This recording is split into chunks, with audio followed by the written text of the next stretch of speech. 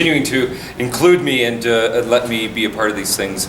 As a local voice actor, I get asked a lot about how to do that, so that's certainly a part of what this panel can be, as well as demystifying the industry. And certainly, you know, you could ask me about things that I've been in. That's been such a fun 22 years as a professional voice actor now. And if it's not well known, I also run a studio here in town. You may have seen Mike Anthony and Nancy Situ. She does Seth for the voice of Seth. And we run a studio together, and we're finishing up a video game right now for Saskatoon, and then we're moving on to one for Paramount, which is going to be a pretty major release. We're very excited to announce shortly. And this is all happening in in Calgary, if this isn't your city. So, you know, sometimes you have to make what you want where you are. And that's what we've been working at for a number of years. And I've been fortunate enough to be able to make a sizable contribution, usually never meeting my directors in person. They're always on my headset in a different city, but it is something that gets to be done here, and the infrastructure is here. If you don't have your own space, you can rent studio space or borrow places. And if you're just interested in the world of voice acting, I try to be a local resource because I get to do it. It's not impossible. Yeah, it's hard and weird sometimes, but it is my favorite job to voice wild and crazy things for clients and content all over the world. So this will just be a conversation. I do have prints and some merch left before we get to closing ceremonies. If anybody still wanted anything, you can just come up and check out and grab things at any time. Otherwise, we'll just chat and they'll kick us out eventually. So I've been doing the auction for about 3 hours. I don't know what to say anymore, other than numbers really quickly. So if there's anything you guys wanted to talk about, ask about, or just share in your own journey as a aspiring VA or a hobbyist actor or anything like that, that just is like, you know what, I'd like to be able to have that conversation, but I'm not sure if I get to, you absolutely do. Being a voice actor doesn't mean that you make your living as a voice actor. Most voice actors don't make their whole living as a voice actor, but it's pretty cool that it's so accessible now. I know the COVID years made things a lot different, but you know, I've done the online world, I've done a lot of the in-person studio stuff, and it's been my great honor to bring some of these delightful weirdos to life. So, hi, I'm Brendan. Welcome. If you'd like to share or talk or ask about anything, just go right ahead. Hey. Alright, so I just wanted to get some clarity. So for Dragon Ball and Dragon Ball GT, Yeah. let's see here. Were you under the Ocean Group or Fumi? Yeah, so Funimation works out of the Dallas-Fort Worth area, and before COVID you had to physically go to their studio, and it was just on your own dime, and so they would often just use local or US, especially US actors. And while I only started working with Funny after COVID so that I could do it from my home studio, I was part of the Ocean Dub. So, you know, we would do that here in Calgary, and we got our director in Vancouver just over our headset, but we were in this really nice local studio, and your engineer was there, and you could work with them directly, and then you'd have this great relationship with Vancouver while you did the shows. Yeah. So with the Funimation now being kind of taken into the Crunchyroll, did that affect how much you were paid with the pay scale? Like, did they change, okay, because now we've absorbed Funimation, this is what your new rate, this is what the new pay that we're going to give you is? Mm-hmm. Or did they honor that, okay, this is what we're paying, maybe we'll give you more, but we'll never drop below this rate? Like, were they pretty good with the pay scale as it was absorbed with Crunchy? With context, the answer would be no. But when you're a VA starting out and they're like, hey, I want to pay you $100 an hour to dub anime, you're like, sign me up, right? And then you start to learn about what the industry is like, what the workload is like, what other types of product pays. Dub work is traditionally one of the lower paying jobs in the VO industry. So while it can be strenuous and yet really fun, it's not terribly lucrative. And it's almost always non-union. And so there's these factors that keep it kind of lower valued. And so these were the rates in the early 2000s, you know, like when that still is coming out is like, hey, we've got $100 an hour, you're like, the same rates from 2004, okay. We are struggling to get this kind of work valued, but we obviously see a lot of value and appreciation at conventions, and a lot of these credits will lead VAs to credits that might give them a larger pay per session or per project kind of outcome. But dub work is notoriously quite low paying, and if you've been watching any of like the Crunchyroll fallout with them, you know, dismissing established actors and hiring new people that they can pay whatever they can get away with, it perpetuates this kind of low value model, which isn't ideal when we're trying to say this matters, and it's hard work. And yeah, it's fun as hell, but that doesn't discount how strenuous and damaging it can be, and how valuable it really is when these characters come to life with a good VA who goes, I will lend my vitality to them and help them be alive through me. We should think that that matters more than somebody did it, it's done. Yeah, that makes sense. Yeah. To kind of build off that point, do you think that's why like Funimation chose to not consider Peter Kalamis and like with Sean Chemmel for Dragon Ball, for instance, or was that like? There's all kind, like even when I got Dragon Ball, there was already a Dragon Ball Z Tien from the original Canadian dub in Vancouver, and you know I auditioned for it knowing that that was a role that had been established. Like when I got Oob for Dragon Ball GT, that was like my first foray into the Dragon Ball universe, and you know, other than, you know, I guess the first episode had been done by someone else, and then they recast it and they asked me to take over Oob for the rest of the series. There wasn't anyone else yet in the English world in Canada, so I don't know the politics of how it works down in the funny world. Like I've met some of those actors over the years at various conventions, but this was pre-COVID, like it wasn't even the same drama yet. So when people get replaced, they certainly don't give a lot of reasons. It might just be availability. Like for me, when I became a union actor, so in Canada it's ACTRA, but in the States it's SAG-AFTRA. So we have these relationships, and so if you've done enough union work, you have to pay a permit as a non-union person, and eventually they're like, you've done a lot of non-union work, if you're still non-union, they start to make the permits more expensive. So it also, like, people get phased out of non-union work too. So I don't have insights other than whether it's personality conflicts, availability issues, or sometimes they can no longer do that work without incurring some penalties or at least some flack that these things happen. Yeah. As a sidebar, I'm really glad they brought me in as Oob Tien. Well, me too. And it was also a place, because Oob was relatively a young voice, so I was pretty much normal voiced for that one. But Tiana actually got to go down into my basement! And that had been something that no one wanted from a 5'7" skinny white guy who was trying to do a lot of theater and a lot of film, and they were like, yeah, but like, use the higher part of your voice. And I was like, yeah, I guess, like my customer service voice. But Tien was like a place to really celebrate it and really be allowed to be gruff and tough. And even though I don't represent any of that physicality, to play someone that was so physical and was able to hold their own against really powerful characters when I'm coming into a franchise being like, what do you mean I'm going to fight Goku? And that I'm going to actually have a journey in that. It's not just, boom, you're done. It was like, okay, let's push Tien to his limits. Let's have him learn and fail forward and be able to grow and evolve like we all do, and have this kind of character that I think some people have found was easier to be sympathetic with. They were like, yeah, it was nice to have someone that was more approachable than like, okay, they're like, you know, not even from here, they're not even in our species, and even though, you know, Tien's got some uniquenesses about his physique, a lot of people say that it mattered that there was a more humanoid version of such a powerful being, and so I was honored, absolutely, to do that. Until I tasted blood, and then I took a break, and we learned how to do it better, and that was important too, for me to fail forward with that character, because a lot of these characters weren't as strenuous, and so it's just like, la la la la, I'm a voice actor, until it's day after day of power-ups and tri-beams and blood-curdling screams, until you're like, oh, that's what that, I taste the pennies. Do you have any thoughts on the SAG-AFTRA video game strike?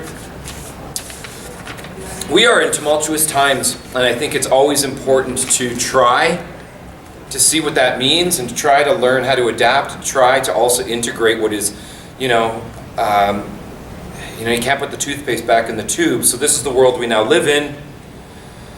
And these desires to have a controllable system around such a scary and uncontrollable thing, it makes sense to try, but it's becoming a long process of trying to figure out what this is and how we will never be able to stop the use of a product that can make things simple and cheap or free for a certain kind of client that would say, you know what, that solves my problem. And there will always be those clients. Those clients used to be the people that just make their workers do the commercials. You'd be like, hey, it's Margaret from the trucking industry. You can come, and we're like, Margaret doesn't want to do that ad. Hey guys, if you want a Pro VA, and they're like, we just don't. And you're like, okay. And that will always exist. There will always be that. And so I don't think it replaces the value that true connection of a human speaking to humans that wants to do it and do it well will always have value. And I like the adage that when we got good at making fake diamonds, we didn't eliminate the value of real diamonds. If anything, we started to recognize that authenticity mattered more than we used to place it on. And I think that's coming for humans as well. Very quickly, we got a little tired of the AI-generated art that we were seeing splashed across our social media. Oh, that's awesome! I'm tired of it. And I think humans have to nth, and taking everything to the nth degree is very human. And once you kind of get those parameters, hopefully you come to a place that makes more sense again. Just like I think we went really global for a while, and over the last 5 years we've noticed some real meaning in having communities that are connected and physical again. And I think that will also be a part of art as we evolve it. What do we actually want to achieve? Connection is valuable. And so people will value connection, which can only be done right now through a person to person. Yeah. Yes, my friend. Well, I'm going to ask a bit of an elephant in the room question on behalf of people who might be a little bit like me, but because they're a little bit like me, wouldn't necessarily want to speak up about it. The thing is, I have ADHD and I find it extremely difficult to network with people. That's the reason why I messaged you for the first time last night after 5 years. And it sometimes It's 2 a.m., he must be lonely. So the thing is, wow.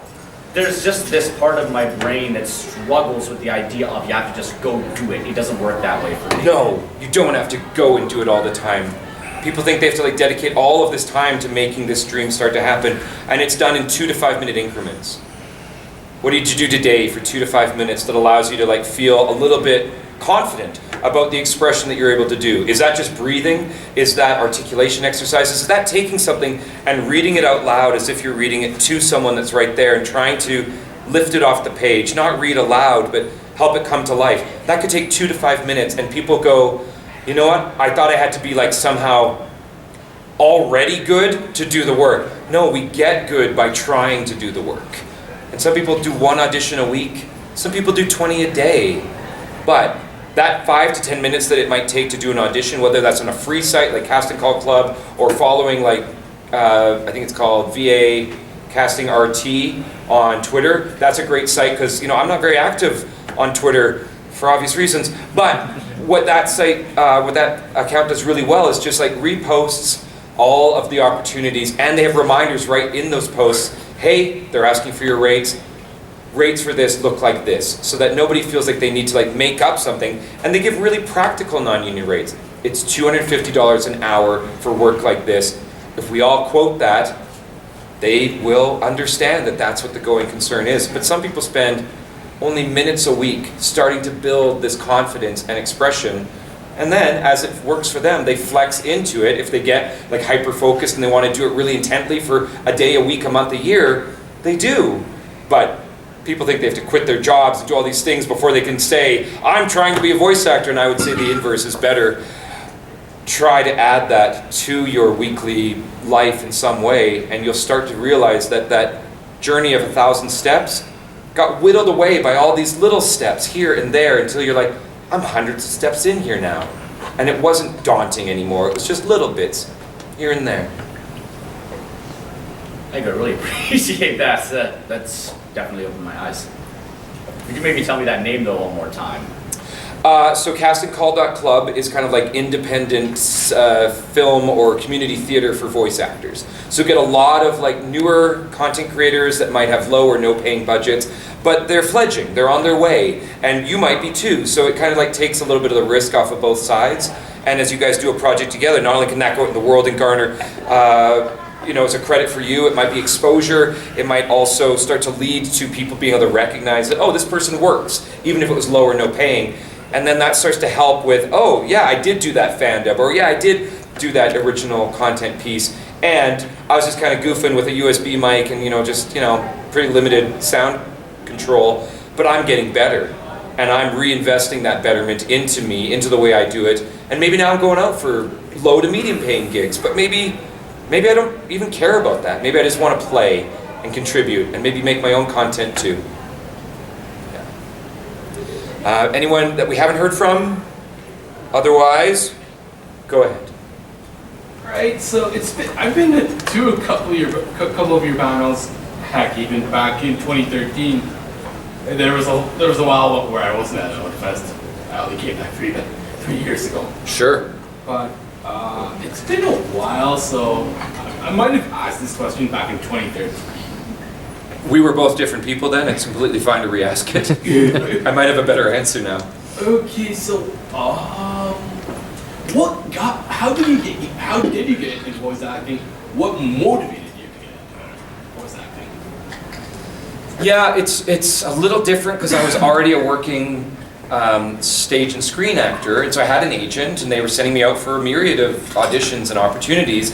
And one day, the opportunity was to go to this studio I'd never heard of before in Calgary here, and that it was going to be for cartoons, video games, and anime. And I was like, how? How is that here? And they're like, oh, okay, well, it's the sister studio of this Vancouver production house, and they've got an Edmonton studio, a Calgary studio, and the Vancouver one, and it's been working out. And this was the 2003. It was kind of early days for me. I'd only been in Calgary about a year, and for motivation, I was living with my brother at the time, and I probably told you this story, and I said, Adam, I don't know if this is real, but you should get dressed and turn off the cartoons and come with me. And I think I was 22 and he was 19, and we drove up to this thing, and I signed in because I had an audition, and he signed underneath me, and we went and sat down and waited, and it was just magic. They called me in, I did my weird thing in front of the microphone, we laughed, we kibitzed, we had a nice time, I left, they came out, they read Adam's name, he went in, and we just waited. And then when Adam came out, they said, can we see you guys in our office? And we thought, oh shit, the jig is up. They bring us into their office, they sit us down, they go, all right boys, do you want to join the roster? And they gave us contracts, and we're like, this can't be real. It just feels too scammy or fake.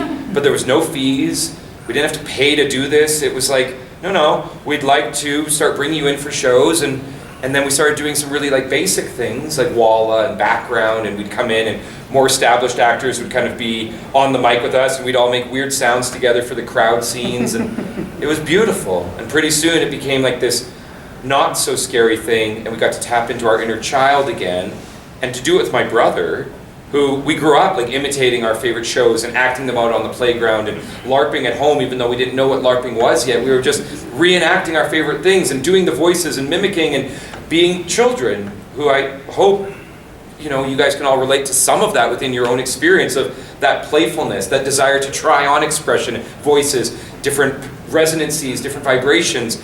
And now people were saying, oh, that's great, can we give you money? Can you do it louder? Can you do it bigger? Can you do it more emotive, more expressive? We're like, no one ever asks us to be more. They always ask us to be less.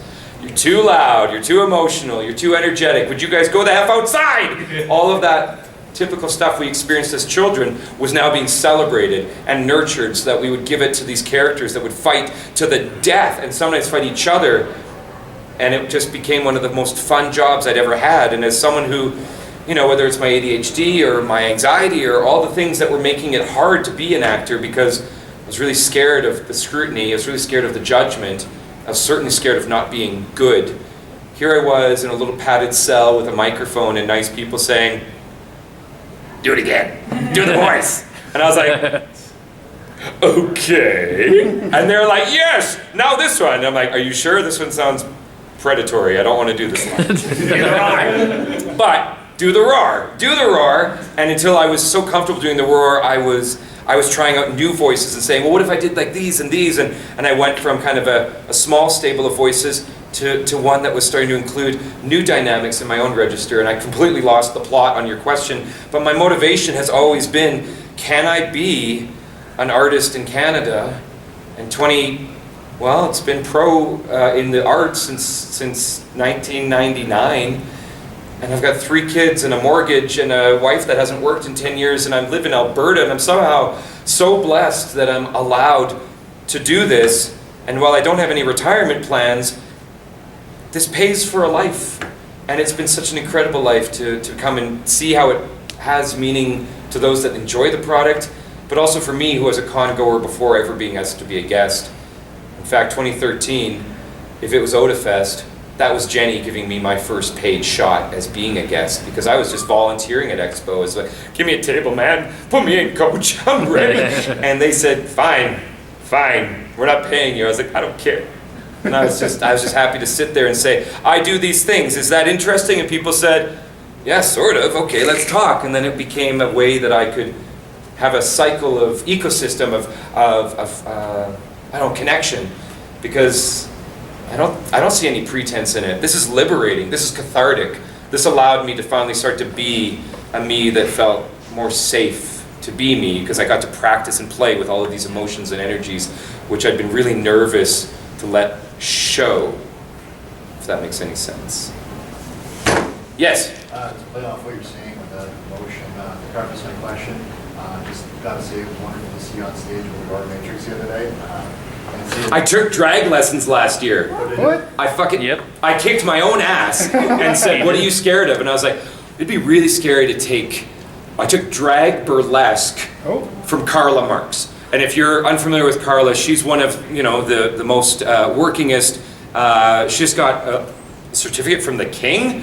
Anyways, Carla Marks is incredibly intimidating. And I get there the first day, and as like a bearded, middle-aged, cis, straight dude, I was like, is it okay? She kind of gave me the once-over, and she's like,